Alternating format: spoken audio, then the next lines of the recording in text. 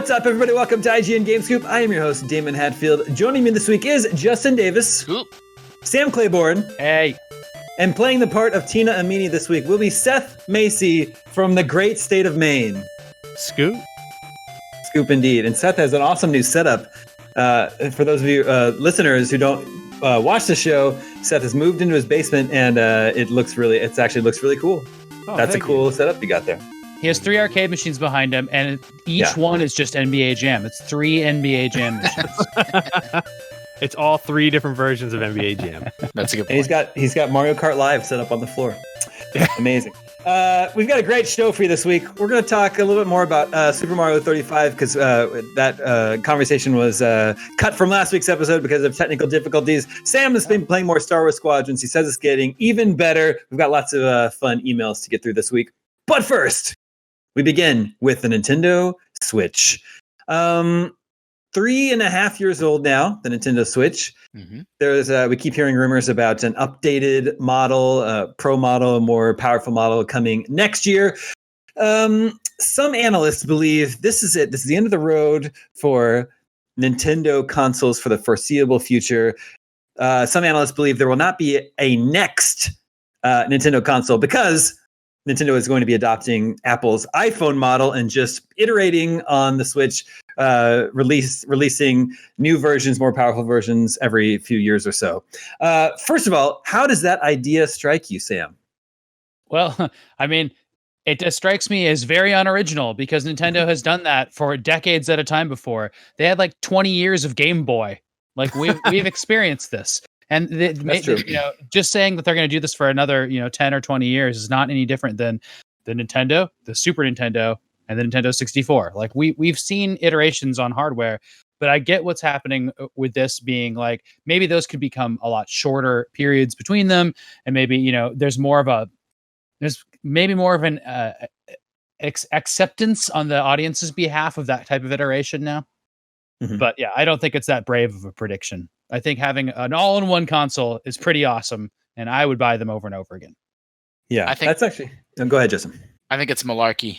Whoa, malarkey. Settle down. It's a family show, Justin. Possibly even baloney. No, I mean, people have been saying this, about Nintendo forever. They did kill the Game Boy line. Like, it was the most successful part of Nintendo, and they were willing to sort of do away with it and shift over to the DS.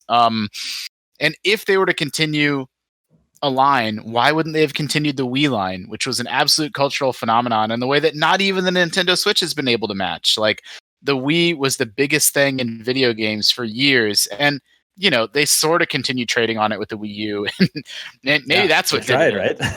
Yeah, maybe they did try and it didn't work. But no, I think this is a company that likes to march to their own drum, and the form factor of the Switch. I think it's super cool. Like everyone always talks about it's handheld and a television console, but it's doing other clever stuff with the detachable controllers and all of that. But that doesn't strike me as like a form factor that's going to last for decades and just be a thing into perpetuity. Like, I think they're gonna continue innovating and sort of blow our socks off again down the line. Seth, what do you think about this malarkey / baloney? Yeah, I think it's malarkey and baloney as well. I don't think Nintendo's going to just keep Maloney. It's Maloney, yeah. I think they're going to the next whatever the Nintendo thing is going to be something that we are completely surprised by. And for 6 months leading up to it, we're going to say this is Nintendo's biggest mistake. And why did they make a console that's just a sphere that's made of glass? And then we'll actually get it. The game sphere, yeah, and we'll get it. It'll be amazing, and it'll like make all our Nintendo dreams come true. I think that Nintendo just doesn't. They're like this old monolithic company. They're not just going to iterate on this. They like to just change it, which is ironic, but they like to change it up every time. So I don't think that we're going to see, Switch X in 5 years. I do think we're getting a Switch Pro. Like, I think that's super real, but I don't think that necessarily heralds like, oh yes, now this is what the vision of Nintendo hardware like into the future. It's not the same as iPhone in my view. I think following the Switch Pro, we'll get a proper generational transformation, just like we got with PlayStation and Xbox. Mm-hmm. A fundamental difference in the Switch. Typing? I think Borba is typing. Borba, we can hear you typing. There's a fundamental difference in the Switch on the business side, which is that they don't have another console out. They always have two at once. Sometimes they have three at once. And then also, it's for the first time ever. The reason for that is that it's a portable and a console at once. I don't know why they would ever. Because Nintendo's a very, very great. What's that? Sorry, you cut out there for just a second. You said, I don't know why they would ever. I don't know why they'd ever stray away from that now. Because their handheld business is so important to them. Everybody else is trying handhelds. It works for phones, but for handheld consoles, like they have Pokemon, and they still need to deliver that experience just forever. So I don't know why, like as things, processors get smaller and more efficient every year, why that we wouldn't be plugging in a handheld to our TVs ever. Like that seems like something that should stay around. I don't know why we wouldn't. I think, Sam's completely right that like Nintendo used to have these two lines and now they don't. And like, that's something I've been kind of thinking about. I always want to I'm always too busy at work to do this. So whenever I'm not busy at work in January 2022 and I have a slow day, I want to try to do the math on like, is Nintendo even a better position now than they were when they had both? Like the Switch is an overwhelming success. There's no denying it. Like, all their games sell 10, 20 million copies. But like the Nintendo DS, they sold 100 million Nintendo DSs, and now that business is just gone. Like the console line and the handheld line are merged into one thing in the Switch. And so it's like, is the Switch doing better than the two of them were combined? Are they selling more consoles and more games now than they were when they had like the GameCube and the GBA? Like, I don't know. I'm not clearly sure the light might be an indication of like that not working, right? They might have been, they kind of scrambled to get that out, and it was right ahead of a bunch of Pokemon games. So it made sense. I mean, I love my Switch, and I'm glad I love Nintendo games, and I like seeing it on top, but it is a little bit of like the worst of both worlds. Like they don't have this dedicated handheld that's like this cool, cute thing that you can sort of slip in your pocket, nor do they have like a powerful, competing, cutting edge home console experience. And like that doesn't bother me because I'm not looking for 4K graphics from Nintendo, but they are sort of getting middled a little bit by the high end consoles and by like, things like smartphones and tablets. Yeah, Justin, you are right. Nintendo sold 100 million Wiis and 150 million DSs. So they're going to sell 100 million Switches, but that they're lacking that other 150 million in sales of their handheld consoles. It's interesting to think about it that way. Yeah. Seth, are you buying that tiny Game Gear? Oh my God, I forgot that came out. Is it still available? Because I absolutely want. Well, I was going to ask you if it was available because I suddenly was interested once I saw people holding it, and the box is amazing. No, as soon as they announced that, I emailed like the one person I know at Sega. Like, is this coming to the United States? And they said they just said one word, no. Yeah, they didn't even sign off. There was no signature. It's literally like this big. It's a keychain, and the box just sits in your little hand. Oh, I love it. Tiny little box. And then what Sega said today, their next mini console will either be a Dreamcast mini or basically a Master System mini. So it's like, well, I bet I could guess which one of those would sell better. Which is why we're going to get the Master System, the tiny light gun. Based on the original stats of each system, I don't know which would sell better. Oh yeah, yeah, that'd be really cool to get a Dreamcast box with a couple games in it. I just wonder if they'll limit it, even though there's no reason to like 3 or something. We've never seen that for a 2000s era system. It's a great candidate for it. I mean, it came out in 99. Yeah. Anyway, getting back to Nintendo Switch, one of these investment managers that's making this prediction about Nintendo's future is Tone Tran from 10 West Advisors. And he points out with every console generation, the install base resets to zero and their earnings power essentially resets to zero. It says Nintendo can break free by releasing a new and more powerful iteration of the Switch every few years, which is, of course, what they do with that's what Apple does with iPhone, right? You stay in this ecosystem, you buy a more powerful iPhone every few years, and all of your apps and games transfer over, and you can continue using them all. What Sam pointed out about the GameCube, about the Game Boy, correct, and they used that line for 15 years at least. Yeah, more decades. But there was only the Game Boy and Game Boy Color, and then the Game Boy Micro. Because when they went Advance, well, actually, I'm sorry, I take that back. Advance did play original Game Boy games, didn't it? Okay. Yep. That was actually really good. No. It was backwards compatible, but it was like it was an actual new generation. Like it was the same as the NES to the SNES. Mm-hmm. Yes, but it still played the old games. Right. Yeah. Ah. I see what you're saying. Yeah. No, I think I don't know. I think I could see Nintendo probably sticking with the Switch as long as it can. But I mean, go ahead. They could do like, keep the Switch going with a Switch Pro or Switch whatever, and then still do a high-end home console separate from that. Mm-hmm. Like Yeah. My or only VR or a streaming console. Like there's other types of things out there that Nintendo keeps on dipping into. They've had a streaming service before. They had the Satellaview. They've had VR before. They've had a Virtual Boy. Like who knows when they'll want to dip back into those things again. Yeah. I think I guess go ahead. The hesitance I have with imagining Nintendo attempting a high-end console anymore is really the Wii. I thought of was their pivot away from trying to directly compete with Sony and Microsoft. I think they just realized they couldn't do it. That's not the kind of company Nintendo is, and so now they're like blue ocean strategy.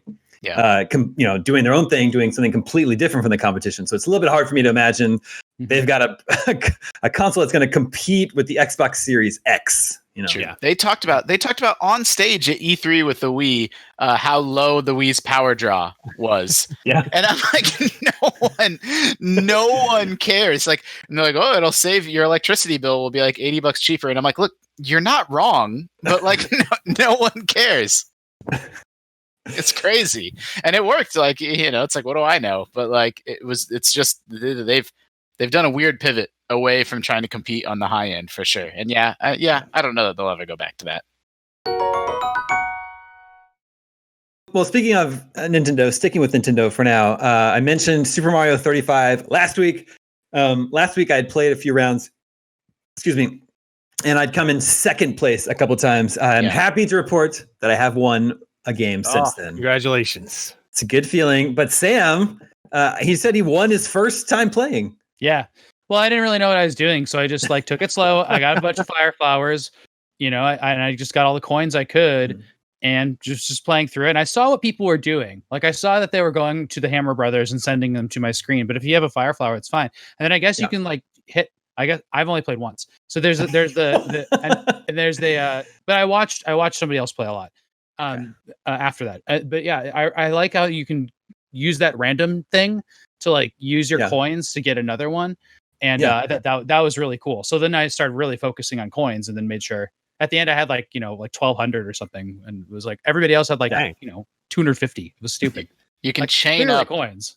That's the secret way to win is chain either by jumping on their heads or by using a Koopa, and you get an additional second for each one. Like it's 1 second for the first enemy, then 2, then 8. So it's I love it when I'm being sent a bunch of enemies because I'm I'll just jump on all their heads and I'll stack up 300 seconds. Are the other levels fun? They just seem like they'd be much harder. They are harder. Well, what's really mean is if someone's in a water level and then sends a blooper your way, it comes to you even if you're not in a water level, and those are I haven't seen that. Those are hard to deal with. So you've got bloopers in Bowser's Castle and stuff. Yeah, and someone sent me. I got sent 5 or 6 Bowsers in a row. Wow. 10 seconds each. When one of those showed up, I thought that was really cool. Yeah, and they can be killed with a fire flower, which is my favorite thing about Super Mario Brothers. Just standard, it's so cool getting a fire flower to Bowser, and he's just you're like, how am I going to jump over this guy? And you just totally Indiana Jones him. He goes, bloop. Seth, didn't you win a bunch of games in a row? I haven't won a bunch of games in a row. I reviewed this game actually, and I played 8 hours over the weekend, and I won 9 games because I'm very good at Super Mario 35. I've got a great strategy. There were some games that were 15 minutes long, and 10 of those minutes was just me and 2 other people. I noticed that. Very good. It doesn't ramp up as fast as I thought it would. No, well, part of the problem is that for whatever the reason, you just keep going back to 1-1, and I don't understand how that is. That was one of the reasons that I wasn't. I mean, I love it. I have a ton of fun playing it, but I wasn't super keen on it because I played 1-1. It said that I've cleared 1-1 136 times. Jeez. And 1-2, which was the next one, I've cleared 60 times. So I've just kind of got sick. The highest level I ever saw was 4-1. So yeah. And those levels are tough. especially when you have Yeah. people sending spinies at you from their level. So Mhm. good Yeah. game though, Spinies are and it's annoying. free, worth the price of admission. Yeah, worth every penny. I think free is about right for Mario 35. I Yeah. played for one whole evening and I got second at literally every game. 4 or 5 games in a row, I got second place. And like, it's totally fun. It's an interesting diversion. I think it goes a little too long. It needs to ramp up faster and like start running at double speed or triple speed just to wrap things up, in my opinion. Mhm. It ends up being this war of attrition where, like you said, Seth, it's you and one other dude, and I'm like, I don't even really care if I beat you or not. Like, I'm ready to play again. You ready to play Awesome. 1-1 again? Because you're going to play it a lot more times. I'm the opposite. When it's just me, it's like time slows down. I get this hyper focus. Like I have Do you to. take it? You don't go aggressive there, right? You're just really careful. No, you got to be careful. You got to, you slow it down. Mhm. Make sure you're sending tons of enemies at the person. Make sure you banked 1 million coins so that you can be a little bit fast and loose and sloppy. Because if you get 1 million coins, you can just keep powering up. No big deal. That'll help you a lot. Did you notice the big easy difference in this game is that when Mario is a Fireflower Mario and he gets hit, he becomes Big Mario, and that trips me out. The other thing is the bounce mechanic in Super Mario 35 is the same as later games. In the original Super Mario, you can't bounce that high and keep chaining it up like that. You can only do like a bam, bam, bam, bam. So that's true. There's a few little things that they changed here. Can you turtle tip? No, I tried. No, really? You cannot. Yeah, if you land on the turtle, because there's 1 million places where you can do it, but you don't actually get killed by the shell if it's one block. That's right. There's more places to do it because there's turtles everywhere now. Yeah, so they took that part out. Man, I know. I wanted to see what would happen. But yeah, I think it's such a cool, I loved NES Remix so much, and taking these assets and remixing it is really cool. And I think the Game & Watch is supposed to have a similar remix because it says it has 35 secrets in Super Mario Brothers. Like, what? It's awesome. I love that Nintendo's hacking their own games right now, and this works so well for a free to subscribers hack. Yeah, it's great. Seth, you gave it a 7. Yep, it's good. Yeah. Yep, no, totally good. Yeah, that seems but right to me. You were wavering between a 7 and a 10, right? Right. Yeah, there's no middle. It's good or it's master. 7-11. Yeah. 7-10 split. Yeah, that totally seems right to me. Fun diversion, but not quite the success as Tetris 99. Right? I think that's still pretty popular. That's for sure. I've never won Tetris 99. Yeah, I don't think I have either. Yeah. I was thinking the first hour of that game being up, I'd have a chance, and that's when I was getting in the top 10. But we had people in our office, RIP, that were really, really, really good at the office, 99. not the people. Yeah, the office is being moved. But we would watch, people that were very, very good at Tetris play, and I just wanted to see somebody win. But even that, I've still never even seen somebody win in person. I think it was Mike Wynn was the one amazing at it. Yeah. Yeah, it was Mike. And, appropriate. There's a few other people. Yeah, it was really impressive at the time. And Sam, last week you told us you were playing Star Wars Squadrons, and recently you told me it's been getting even better. Mm-hmm. Yeah, because the single player leads you through the other types of ship, and usually in those games, I'm I just want to play as an X-wing, and that's what I'll always choose. But there's some weird stuff, and I was there's no way I'm gonna want to play as a Y-wing. Bombers are so lame. But then the mission was about freely going in and out of a space station trench run and bombing stuff, and it was just awesome. It was so cool. I actually can't remember now if that was the Y-wing one, but I like the Y-wing one also. But yeah, there's there's basically some big open space levels that they put you in. They're all right, now head into the trench. You're there's a trench, and then you kind of reorient yourself, and you're going down a trench. You can pop out of any time, but there's lasers above you, and then you go inside stations and destroy them and have to escape quickly. They're just there's a lot of functionality to it that is really, really good space flying. But I can't remember when I talked about this last. Do we lose a segment? This one stayed in. Okay, cool. Yeah. Then that's all I have to say about that. I'm also playing Genshin Impact and a bunch of other games too. We're going to talk about Genshin Impact a little bit later. You're still working your way through the campaign in Squadrons? Yeah, and there's little medal achievements for certain things, which I like. I'm going to probably focus on those, maybe 100% it. We'll see. We'll see how it goes. I have a new 4K television. Nice. It was a hand-me-down that I hooked up in another room just to see how because I was a little bit disappointed with the graphics, and other people say the graphics are mind blowing. So I have a 1X and a 4K television, and it's still just okay. I can't wait to see this on a next gen system. Yeah, Seth, you it's well known that you're Mr. Microsoft Flight Simulator. Yes. Star Wars Squadrons is kind of like that. Yeah, I'm excited because I have a flight stick, and I'm one of the 11 people in the United States who has a flight stick right now. But I haven't played it yet. I haven't. Oh, you know what? I just got some birthday money. I guess I know what I'm doing right after this. I'm gonna go buy. I'd really like to try it with a flight stick. That's a really good point. That'd be very fun. And apparently VR if you can. Yeah. We had an office right now, I would have been so into trying this out in VR with a flight stick. And I know Tom Marks, who reviewed it, had that set up, and like he told us on our conversations with our staff that he couldn't believe how fun it was playing in VR and how amazing it was to be in an X-Wing doing that. I've got a Quest, so I'll have to try to rig that up. I'll get back to you.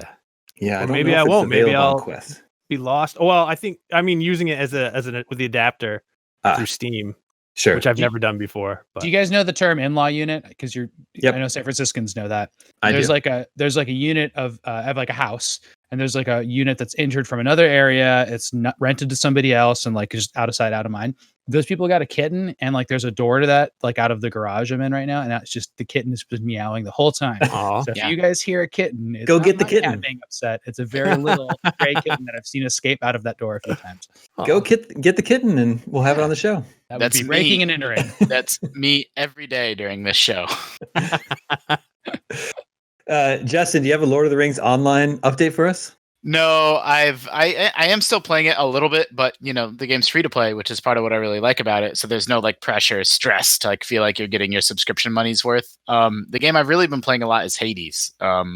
Which is not necessarily the flavor of the moment. It was the flavor of the moment a couple weeks ago, but man, that game deserves the praise and hype that it gets. It really, really delivers. And Supergiant, they've never made a bad game, and Hades might even be. Might be their best one, yeah. Yeah, maybe. Man, it's up there.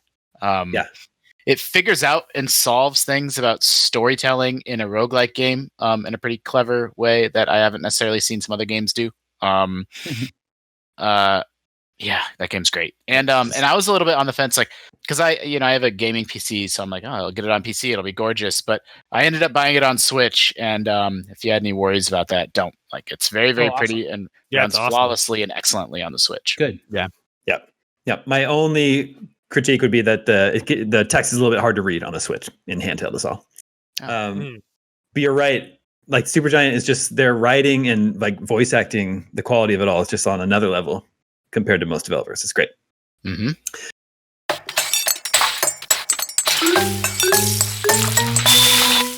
Let's check in with listeners. Hey, listeners.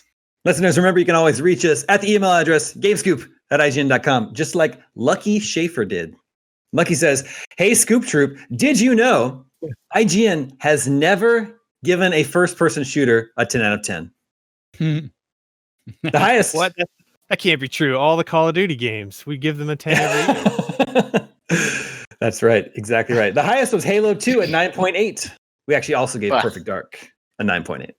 Oh. Lucky says, "I can't disagree, even though the first-person shooter genre is probably my favorite. Meanwhile, I'll give a 10 to games like Celeste and Hades. I'm just wondering if you think it's the genre that makes it hard to score games a 10, or why, in your view, aren't there any 10 out of 10 FPS games from IGN?" We've given a first-person game a 10 out of 10. That would be The Witness. The Witness. For first-person puzzler. Yeah. I probably wouldn't say it's the genre. Genre stuff like that is a real thing. It's very hard for comedy movies to win Academy Awards, for example. It usually goes to dramatic stuff. So there could be something to that, but I don't see it that way. I don't know. A 9.8 is basically a 10. Yeah. It would be now, probably. If we had that exactly. Discussion. Yeah, because we don't. Go ahead. That's just an important thing that you were bringing up, where IGN used to be on a 100-point scale where we did decimals, and now we don't. So now, we still deeply care about getting our score right, but since we are on a 10-point scale, it's a little bit easier for something to get, we're just not stressing, is this a 9.6 or a 9.3? It's just sort of is it amazing? Is it good? Is it great? Is it a masterpiece? So, Yeah, Halo 2, would we have been on a 10-point scale back then? Surely would have been a 10, like no question. So, Yeah. Yeah, No, it surprised me. What's that, Sam? Well, I didn't get the run of show leaked to me this week, so Mhm. I did want to mention though that Damon tipped me off to the topics that we talk about, and I thought for sure this was going to be a rant from Damon when I saw what genre has never gotten a 10 out of 10 from us about how shmups and or brawlers have never gotten 10s out of 10s. That's true. Actually, the list of 10 out of 10s from IGN is not as long as you might think, considering how many we've given out just this year. In fact, I could read it off pretty quickly. Well, right? Are those the recent ones? What do you mean the recent ones? Well, because we have an article, if you look up every 10 out of 10 IGN's given, that has like the recent 35. Written by Seth Macy. Mm-hmm. But then there's the, of course, the Legacy, which I'm pretty sure it probably has like Perfect Dark, the Game Boy Color game or something like that. That probably there was a lot. Craig Harris gave out so many 10 out of 10s for the Game Boy Color. So I don't know if we're counting all those. But, and his argument will be, it was a different scale. Well, and they're all in hallowed relics of game history now. Yeah, it's true. No, the list is not that long. Working backwards, Spelunky 2, Crusader Kings 3, Flight Simulator, Last of Us Part 2, Overwatch 2020 update, Persona 5 Royal, Half-Life Alyx. That's this year. Then you got to jump back to 2018. Those are genres all over the place, by the way. I think that's really true. Cool. Half-Life Alyx, is that not an FPS? Yeah, I guess that would count, right? Yeah. So, Lucky Schaefer, your luck has run out. All right, find us a shmup. Red Dead Redemption 2. That's basically a Western shmup, right? It's a Western shmup. Yeah. It's like Sunset Riders. I'm gonna Red Dead 2 or Gunsmoke. Remember Gun.Smoke? Yeah, Gun.Smoke. I love the idea of describing any game with shooting as a shmup. Call of Duty is the newest shmup. You know what's funny is that like shoot 'em up like a shooting gallery or something like that's totally an old timey Western thing. Yeah. That's true. There's a bunch in 2018. Red Dead 2, Undertale, Inside on Switch, God of War, and Celeste. Notice you skipped 2019. We skipped. Wow. IGN skipped 2019. Isn't that great? What a year. 2017 had 2, and they're both from Nintendo. Mario Odyssey and Breath of the Wild. Mm-hmm. 2016 was Inside Proper and The Witness. 2015 was Metal Gear Solid 5, GTA 5 PC, and PS4 Xbox. 2014, Last of Us Remastered. 2013, Last of Us and Grand Theft Auto 5. Then you jump back several years to 2011, with Skyward Sword and Uncharted 3. Oh, and Chrono Trigger. Which there's like 3 years there without a 10? I mean, I know. What were we doing? Is that list are you reading from Seth's article? Nope, I'm just going down our archive on IGN. Yeah. Well, it's interesting. You skipped over a 10 that I gave, but it was an iPhone game, and so I was wondering if maybe just the filtering had missed it. I'm looking at game reviews that got a 10, so it's maybe sorting some things out. Yeah, like mobile games. But it's weird that there's several years here we didn't give a 10 because that's right in the middle of the 360 and PS3 generation. So really strong generation. That's when we were on that 100-point scale, though, right? So yeah, or maybe 20 point at that point. I think we're being especially picky because the games were very good. Could be. Anyway, Mario Galaxy 2, Metal Gear Solid 4, GTA 4, Dragon Warrior 3. We jumped from... Okay, hold up. There's something wrong with our... Because we jumped from GTA 4 in 2018 to Dragon Warrior 3 on the Game Boy Color in 2001. So there's did we not give a 10 in those 7 years, or is this or is our site just broken? Wait, did you read off your 10? It didn't show up here. You're right. And that would have been 2010. Okay. Well, we need to talk to someone about getting our review index sorted out. I looked at Seth's article today, and the first 30 or whatever you read off there were all in that article. Yeah. Something funny is going on there. I think people get too worked up over scores. It's like if something's a 10 or a 9, it is a great top tier game. Play it and enjoy it. Yep. Like none of those games you listed off, like I didn't like Metal Gear Solid 4 that much, but like I can respect people that are like, yeah, this game's amazing. It deserves a 10. Like it's up there. It's up there whether you think it deserves like to be in that upper echelon or not. What was the game on Xbox that got a 10 at the same time?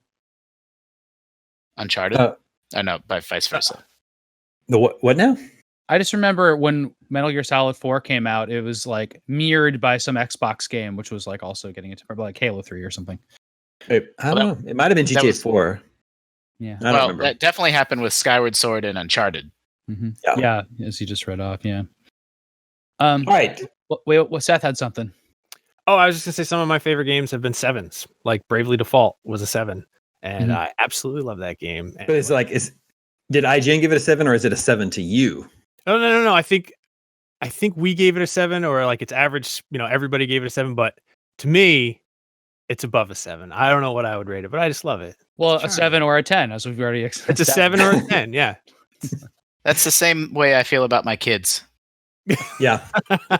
They're a 10 out of 10 to me. They're probably a 7 out of 10 to other people. That's probably most kids. Yeah. Probably. Yeah. Okay, moving on. This is Tanner from Minnesota. Any chance we can expect the IGN app on the PS5? I enjoy being able to easily see IGN videos on my PS4 in my downtime or while I'm working from home. I usually have it playing in the background. Just wondering. Thanks. I hope so. I hope that's in the works. But Sam, I guess we have to have a PS5 first. Yeah, that's a good. I missed your audio there. Summarize real quick. Oh, Tanner from Minnesota is hoping the IGN app comes to the PS5. Oh yeah, the IGN app is in temporary retirement right now too. But yeah, the idea of like streaming video to the next gen consoles depends entirely on them making that a possibility first, and then we will adapt to it. But we love doing that.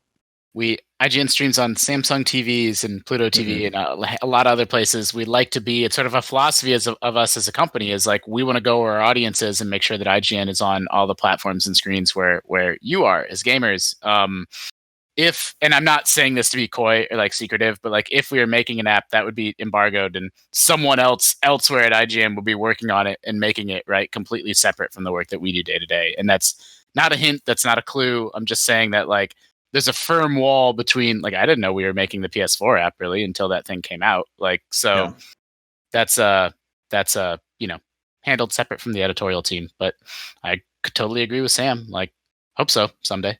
We don't know what apps are going to be on the PS4 or PS5. We have that controller that kind of revealed a couple of them.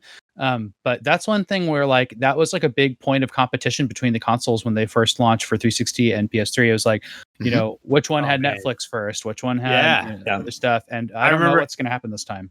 Being at work with my friend and be like, dude, it's a month and Netflix is going to be on our Xbox 360, man. It's going to be so great. Mm-hmm. And now it's like, it's on my watch. And it took forever when the Wii U came out. They're trying to like hype it as like a media center, but then it didn't really have the apps right away. And then it came to 3DS. Netflix was on 3DS, which was my god, weird. I forgot about that. Netflix on the Wii required a disc. Oh my gosh, that's so perfect. I forgot about that. Personally, I like using the PS4 IGN app to watch big like live streams, like when Sony's having a big presentation. I like to just put that up on my TV, watch it on the PS4 app, sit on my couch. So I hope we continue that. I know we're still working on the Ouya app right now. I think that's sort of like our highest priority that we're trying to get finished. I saw a prototype Ouya because I've been helping tear down our parts of our office, and we had like a pre-release prototype Ouya, and I was like, we need to put this on display. That might be mine. Why wouldn't it be? I mean, I think I may have donated my Ouya to IGN to go in that cabinet, but it has like a serial, like a full like prototype serial number thing on it, which I thought was really cool. Yeah, they all did. All the Kickstarter ones did, I think. I don't care. I'm not bringing this up because I want it. You just jog my memory. Do you want 60 Xbox 360 hard drives? Because I saved all those in a box.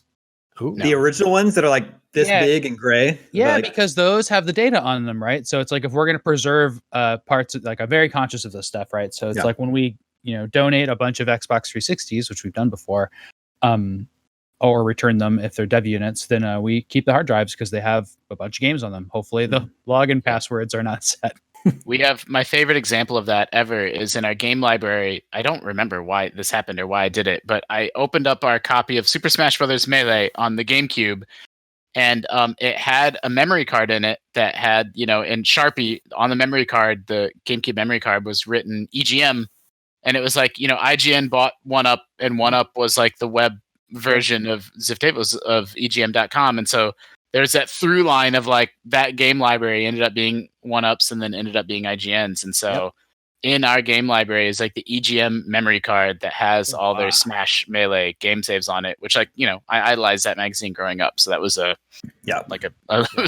was like opening a treasure chest. And really our console hardware definitely has EGM and 1UP consoles in it. I see those all the time, but they're just buried very deep and now getting ready to go into temporary storage. Yep. Okay, moving on. This is John from Prairie Village, Kansas. Says, thank you for the excellent content all these years and for keeping the episodes coming during the crazy time. I am a huge fan of The Last of Us. However, I have not played The Last of Us Part 2 yet, and I'm not sure that I ever will. The first game was perfect, and I'm afraid playing the second will negatively impact my feelings about the characters and storyline. I don't normally feel this way, but The Last of Us's character development and storyline was so good. Am I crazy? Do you all have sequels of video games or movie franchises that you don't want to play or watch? This is an interesting. My initial reaction is like, yes, I definitely would. If I hear a sequel is bad and it's going to ruin something, I don't see it. That stands for a lot of things.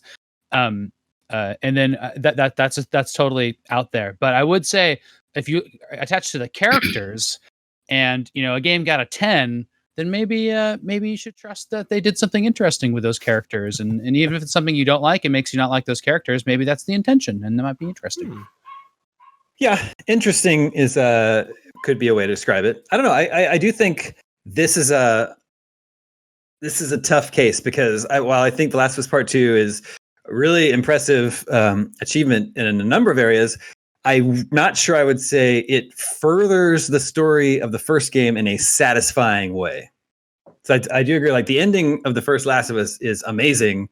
It's one of the coolest endings of any sort of fiction that I've ever seen. And The Last of Us Part 2, well, it's a great video game.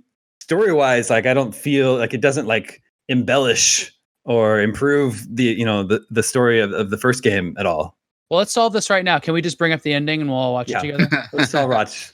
We're not actually going to do that. You don't need to turn the show off.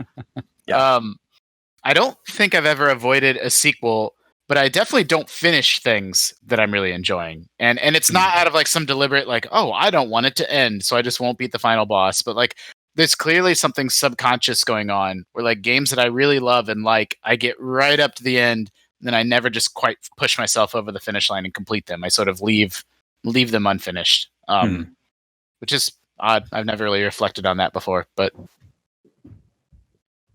Seth, have you seen all the Rambos? I have seen not all of the Rambos. I can't remember. I think the last one I saw was Rambo, actually. Which was the more modern, right? The more modern. Oh wait, the one right after the one that came after 3, whichever that one was. Okay, yeah, not right after 3 because there was like 20 years in between. Yeah, like 20 years after 3. So, yeah. So you've seen 4 of the 5. I don't think I've ever seen the original Rambo. Actually, the first really? Rambo: First Blood. Yeah, it's a very different movie. Yeah, I saw that recently. It's kind of well composed and level headed compared to the others. Well, it's kind of like it's the same story with the Rocky series. Like, Rocky is the original Rockies is just like wonderful film, and then they just go off the deep end, and then 4 is the greatest movie ever made. Like there's nothing even close to Rocky 4. So, what was that? Well, I'm thinking right now that like I'm worried about the Lord of the Rings show. Because it's like taking like, you know, a bunch of Tolkien things and then doing their own thing with it. And I'm worried about that. And I'm wondering, like, you know, would that prevent me from like even trying it? No. But if it's bad from the start, I'm definitely not going to stick through it just because I like Tolkien a lot. That would seem like it would tarnish or at least be a bad time. I've never experienced where I liked something so much that I didn't want to try it again. But I have definitely experienced that, like, regret after I don't know, watching the episode 9 of Star Wars and being like, I wasted my life on 9 movies because these are all terrible. Or this is going to be a controversial opinion, but I think Ghostbusters 2 is maybe the worst sequel ever made. It's really a mess, and it really bummed me out. Yeah, like when that used to come, it came on TV so much too that I was like, this is on again. I can't take it. But phenomenal soundtrack by Bobby Brown. Yeah, of course. Ooh. If it's up to us. Yeah, you know it. Yep. Had that tape. Oh, I did too. I'm definitely I'm definitely the type that listens to critics and listens to like people whose opinions I respect to inform my decision of whether or not I'm going to play a game or watch a movie. I can't think of like sequels that I avoided because I didn't want to like ruin the original, but definitely like there have been remakes of my favorite movies that I just avoided. Like I didn't see the remake of RoboCop or Total Recall. Those movies are already perfect. You know, I forgot about RoboCop. Those did not need a remake. Yep, those repulse me.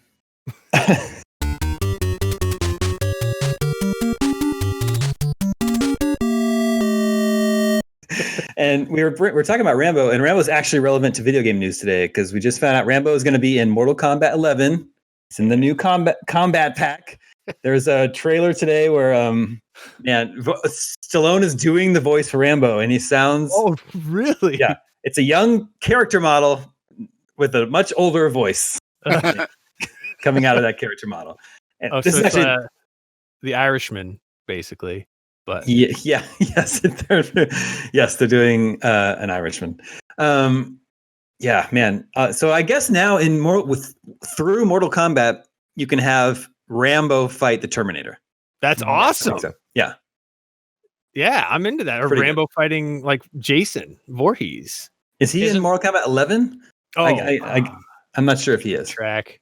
Yeah, it's hard to keep track of who all the guest characters are. Yeah, this is the trailer here. Rambo shows up at the end. And he just says, "I'm your worst nightmare," and he just fires his gun in the air and shouts. Doesn't really do anything. Yeah, just like in the movies. Yeah.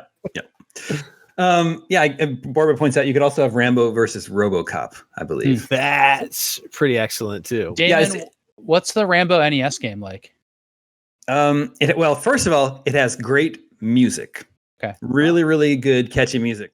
The game itself is almost impenetrable in how convoluted it is. And I actually rented the game, and I was so bummed out because I had the game for like 3 days over a weekend, and I could not figure out how to go anywhere. It's a side-scrolling like action game, but in order to move like throughout the jungle, there's blocks on the ground, N, E, S, and W, which is how you move north, south, east, or west. You stand over them and like press up. Or down, and I could, my second grade me or however old I was, could not figure out how I was supposed to move about this game. That strikes me as similar to Platoon, the NES game, which was bizarre and convoluted. Oliver Stone's Platoon, the NES game. Yep. Platoon, also an NES game with an incredible soundtrack, with a soundtrack way better than it needs. Mm-hmm. Also, not an appropriate game for the NES at all. No. For the average age of the NES player. Mortal Kombat 11 is also getting a free next gen upgrade for PS5 and Xbox Series. So that's cool.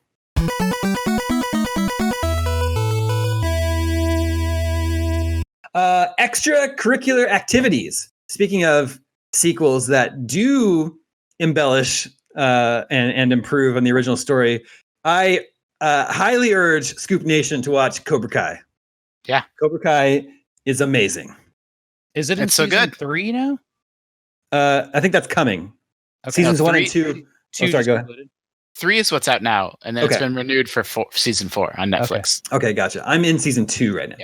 Yeah. I honestly can't believe how good it is. It's like really? one of the best TV shows I've watched in a long time, and it's so much better than it has any right to be. It's insane. It's crazy. Is season 1 on Netflix as well, or is that one still on YouTube? Netflix picked up all of it from YouTube. I can't wait. You need to watch now everybody can watch it. Definitely rewatch the original Karate Kid first. You don't need to watch I have it all up here. I've seen that movie so many times. I committed to memory. But it's like, it's so crazy. The guy that plays Daniel's rival, the actor's really good. And it's like, no one has seen this guy in a movie in like 25 years, but he's like totally good. It's crazy. Yeah. It should. It's one of. There's nothing that should work less. The gap between how good it should be and how good it is has never been bigger than this. Like, there's things that you expect to be good, and then they're good, and you're like, great. But never has there been something that should be worse, but that delivers more completely. And it's so crazy. It makes you see the original movie in a totally different light. And Sam, to sweeten the pot for you, it's got Star Wars all over it. And I say that knowing that Star Wars wasn't the first to introduce these themes of like light and dark, but it's like the whole show is about like at all points in your life, you have to have that gut check with yourself where you're like, you're feeling the pull to the dark side and you have to consciously remind yourself to resist that. It's so good. That's what I'm finding Avatar to be heavily about as well. Still working way through that. Yeah, almost done though. So once I'm done with that, I don't think I'm going to go to Korra, and I'll go to this Karate Kid show. Yeah, it's great. Totally good.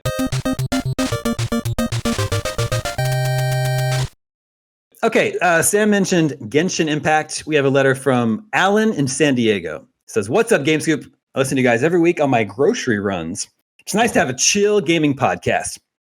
Given the prevalence of roguelikes, Metroidvanias, and Souls-like games, I was wondering when Breath of the Wild would be getting wild-likes. Of course, Immortals Phoenix Rising is scheduled to release later this year. However, some of the trailers and videos they've released have made me suspicious of the quality, and I'm very much waiting for reviews and impressions before I commit to that.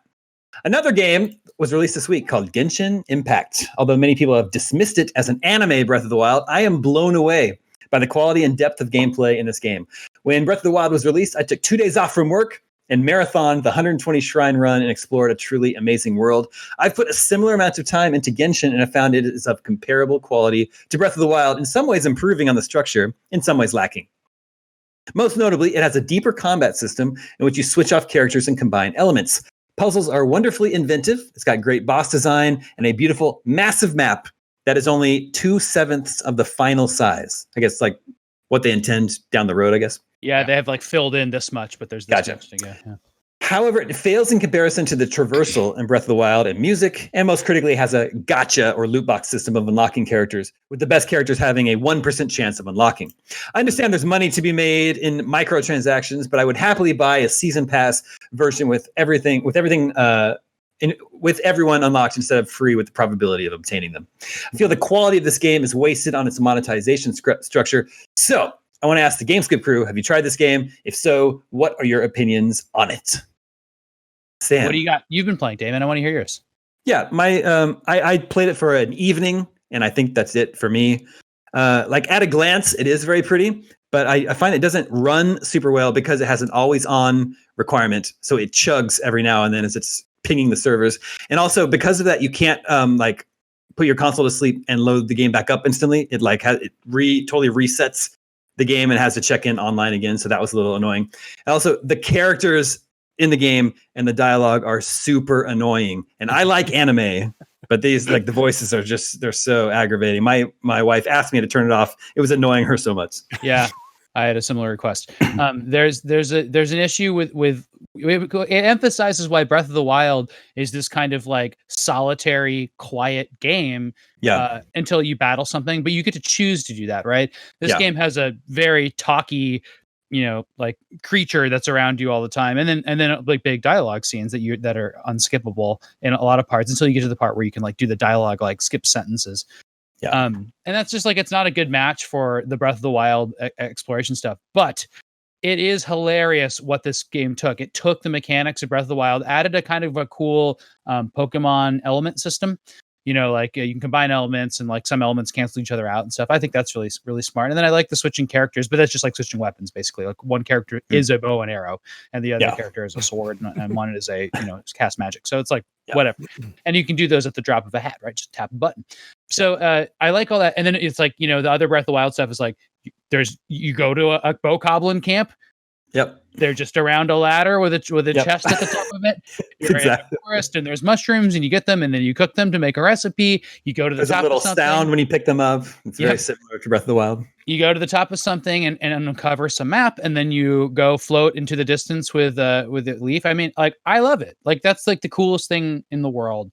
It does feel a little bit cheap to me and I don't like how it runs online and I don't like the kind of annoying quality, but like if I get a chance to get lost in this game, it will totally hook me. It's like I would recommend it. It's free, legitimately free on just get it on PS4, and those 4 characters that are your main weapons are all free, so you don't need to buy anything.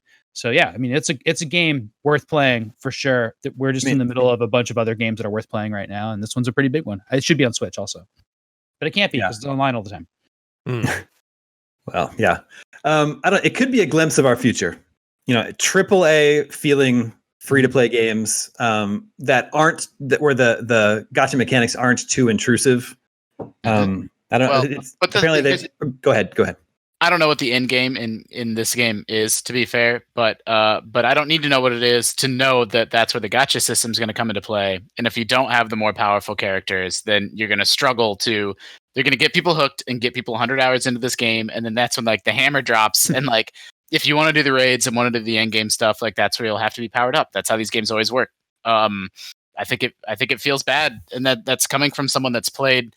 I've played all of them on my phone. Like I played One Piece Treasure Cruise and Final Fantasy Record Keeper and Puzzle and Dragons. Like whatever ones you want to know on your phone, I downloaded them and played them. And like they're fine for diversions, because they're free. So it's like play them for a while and enjoy them. But they're pretty insidious in how they can operate. And like the commenter wrote in, like if this game had a season pass instead, that would feel a lot better than just being open-ended in the amount of money that this game could potentially cost you over the lifetime of you playing it. Yeah. What were the stats? The stats are it's either this or it's flipped. Either it's been downloaded 17 million times on mobile and they estimate it's made $50 million since launch, or the vice versa. I don't know which one. I can't remember off the top of my head. Anyway, this model is right out the gate seems to be pretty successful for them. So that's why I say, I don't know. Maybe this is a glimpse into our future, whether or not that's good or not. Well, these kind of games are great for websites because eventually we'll be able to write a story like this guy beat the whole last boss without spending a single dollar, and it only took him 9,400 hours. And I love those stories. And Sam for Wiki is like, how to get the most out of Genshin Impact without spending any money. Yeah, so, being free to play. There's definite free to play guides in all these games. Yeah, for sure. There's our reviewer and the person who's played the most of this, Tom. He's for what's out there right now, it's a beatable game and you can get through it. It's what you're talking about, that 2 out of 7 stuff. Like who knows what 3, 4, 5, 6 is. Again, I haven't played this game and it does seem like a Justin game, so I want to give it a shot because it deserves that. But prior history has shown us that the Venn diagram of gacha games that seem very player friendly in the beginning and then put the screws to you and ask you to spend money, that Venn diagram is a circle right now. So there's a really fundamental annoying flaw with this game that I'm waiting maybe like a week until it's patched, or I hope it is. You can't change the controls in it at all, and the attack button is like the far right circle button or whatever's on the far right, and it feels terrible. Yeah, there is that, but you can invert the camera, so I appreciated that at least. Yes, you can do that, and you can pump up your aim speed, which I really recommend doing. You can also pump up the volume. I don't know. It's free. So I recommend Scoop Nation at least download it to check out what a free to play game can look like today in 2020.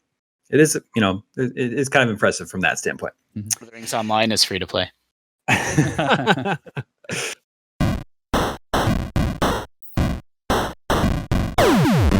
And that brings us to video game 20 questions. And our suggestion this week also comes from the aforementioned Lucky Schaefer. His luck is back on. Let the questioning begin. We've had a big downturn here, Seth. So. Oh, really?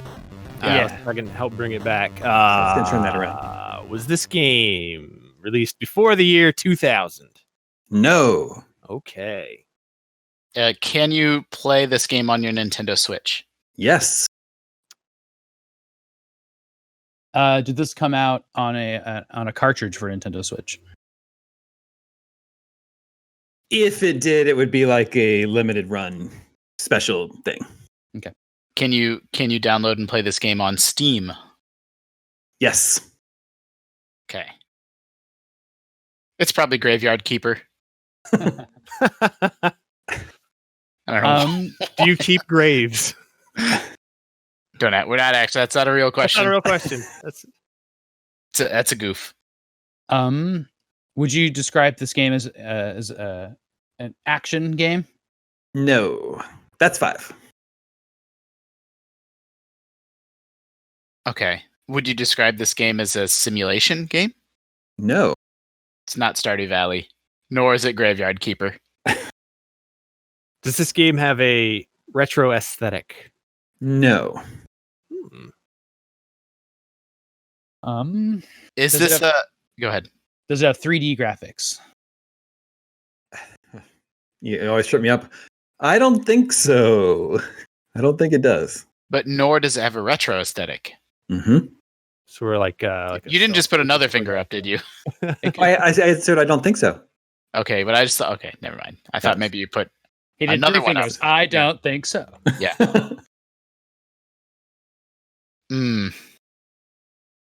Well, Steam. I mean, is this like? How I don't actually want to ask that. Is this an indie game? Yes.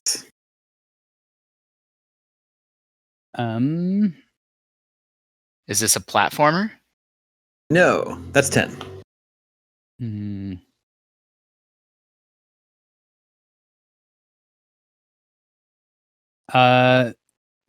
Did this game was it well received? Yes.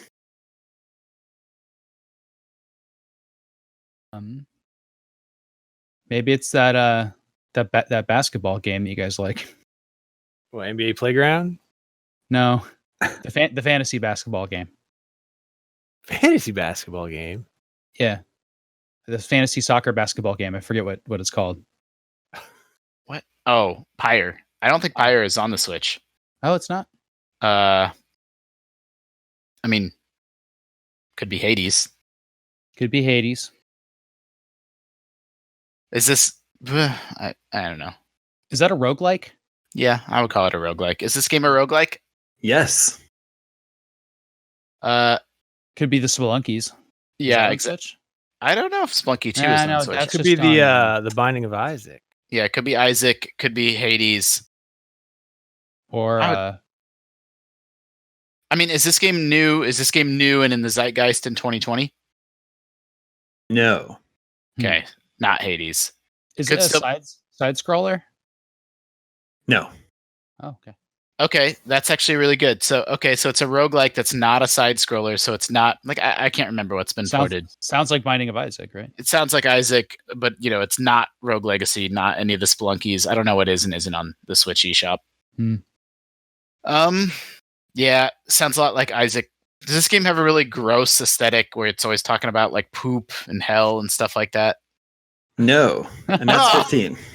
Damn Well, it. that's just like your opinion, man. Yeah, And- I love the Binding of Isaac, but I've never seen a bigger mismatch between like better, more thoughtful gameplay and just disgusting art. And just as a fun fact, that's the whole reason why I can't get into Binding of Isaac. I know, same. Yeah. Fun Gross. fact, that's why my 16-year-old son loves Binding of Yeah, Isaac. So. Sure. That's okay. I mean, what we about, should be able to get this a roguelike. That's not. FTL? Yeah. Yeah. What about the 80 days. strategy one? What about the strategy one? Into the Breach. Yeah, the Into FTL the Breach, developers. That's the Bugs versus Robots one. Yeah, but doesn't that Yep. have like a retro aesthetic to it? I would say it does, but Damon likes to throw curveballs at us. is that sometimes. a strategy game? It's a strategy Yeah. roguelike. Is this a strategy roguelike? Well. Would Justin call this a strategy roguelike? This is it's not it's He it's not just a, did. it's not a strategy game, but you definitely need to use strategy in it. Like that's not the genre you put it in. I don't know if that counts as a finger. I feel like I should be able to get this. I know the roguelikes on Switch pretty well. It just How occurred about to this? me. How about this? I'll tell you this. John Borba just slacked me the right game. So Oh. John, you got it before them. Cool. What the hell, man? Cool. He has the run of show, Nope. he as we've doesn't. established. He doesn't this week. Oh See, man. I've like exhausted my roguelike So- knowledge. That's just to demonstrate that it's not an impossible. I game. mean, I know Steam. There's there's the card games. There's Monster Train. There's Risk of Rain. Those are all card roguelikes, basically. Monster Train is. Risk of Rain is not. But I only know them on Steam, on PC. I don't know Risk of Rain's like a 3D game, right? Risk of Rain 2 is 3D. Actually, that's a fun. This is a little bit of a tangent, but Risk of Rain 2 is really interesting because it's does this thing that games never do anymore, where the original is a 2D roguelike and then the sequel's a 3D roguelike. I think that used to not be weird. Mario moved from 2D to 3D. Now games don't do that anymore. Yeah. Is that SteamWorld card game? Is that a roguelike? No, that's just a normal RPG. Yeah. Yeah, I don't think it's a SteamWorld game. I can't think of my rogues because all of them are side scrollers. That's why I like them. Does this game have cards in it? Yes. Okay. I don't. Oh, you know what it is? It's not Monster Train. It's the name is escaping me, but it's the card game roguelike that Monster Train was based on. That was like my game of the year. Is it a fantasy game? I'm not asking you that, Damon. I'm asking Justin. We just lost Justin. How are we going to get this? And had the three that you play a warrior, some with like the poison. What? Back. We lost you for a second, but now you're back. Me? Yeah. Yep. No, I know the game. I 100% know the game. I'm just having like a brain fart where I can't think of the game. Even though it was like my game of the year. What? And it's a fantasy game? It's a card game. It's the card game roguelike that Monster Train and all these other games are heavily based on. What's like the setting based on? What's the setting? Yeah, it's a fantasy game, like a dark fantasy game. And you make your way through these worlds. And it's a deck builder. Deepest Dungeon? Darkest Dungeon? Deepest Deep? No, What's not Darkest Dungeon. I know what you're talking about. It has like the little characters and they're like lined up, and as you play the game, that's Darkest Dungeon. Okay. Is it not Darkest Dungeon? No, because that doesn't have cards.